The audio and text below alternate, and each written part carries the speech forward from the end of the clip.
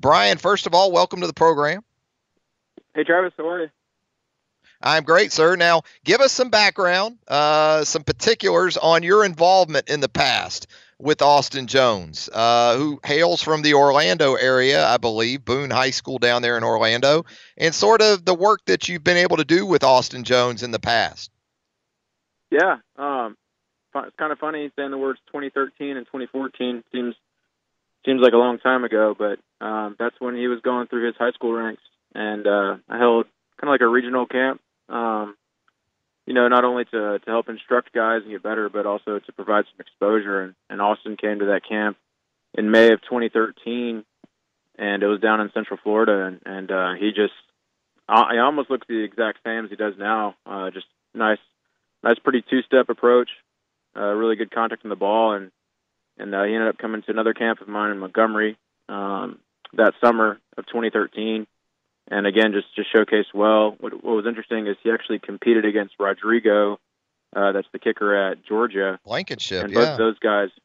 Both those guys are going head to head in that camp that we had in Montgomery in that summer, and it's kind of cool to see where they're at now. And I already knew, I knew that Austin would be someone that would be good at the next level. It was just a matter of these specialists in the state of Florida.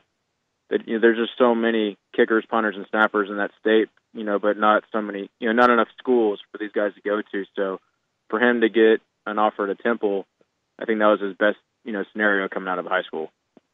Talk about coming off an ACL tear. I guess the good news, if you're Alabama, he's going to be more than a year removed from that situation in 2016, and how that kind of injury can impact a kicker. I guess it really depends on which leg we're talking about, right? The plant leg, the kicking leg, and how that we know we talk so much about position players, skill position players especially, but for kickers, what's the biggest thing to overcome with that type of injury?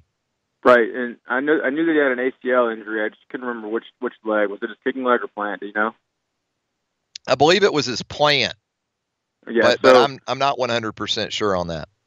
Yeah, I think you have different levels of stress and worry and nervousness depending on each leg, and like you said, it's been over a year since the injury, and he was seen on video that we've been seeing around the social media of him kicking at a camp recently, and he's kicking just as good as he was in the past. So I think for him, and these guys that get these kind of injuries is if it's the plant leg, I think you're going to be a little more stressed because that's what you're putting so much of your body weight on as you go to transfer your kicking leg through.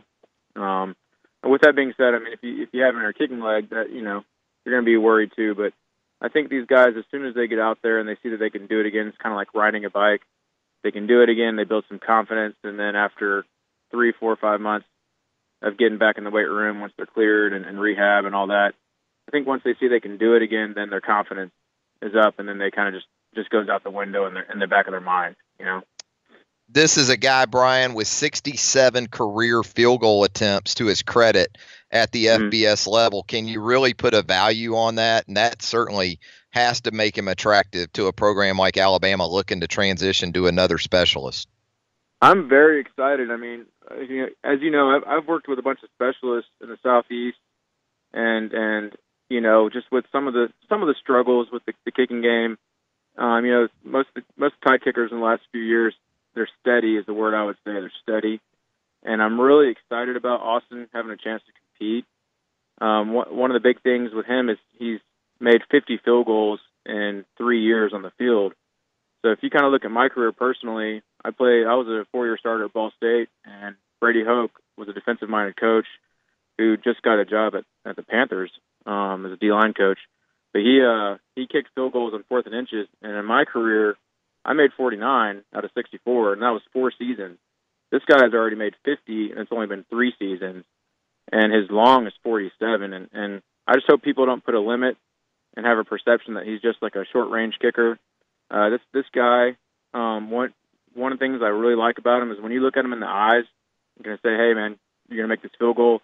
He has that look in the eyes that you want to see when a coach asks your kicker that he's going to go out there with confidence. I think this guy has a lot of poise, a lot of confidence, and just with that amount of attempts that he's made in his past, I think he's just going to make this year, his year.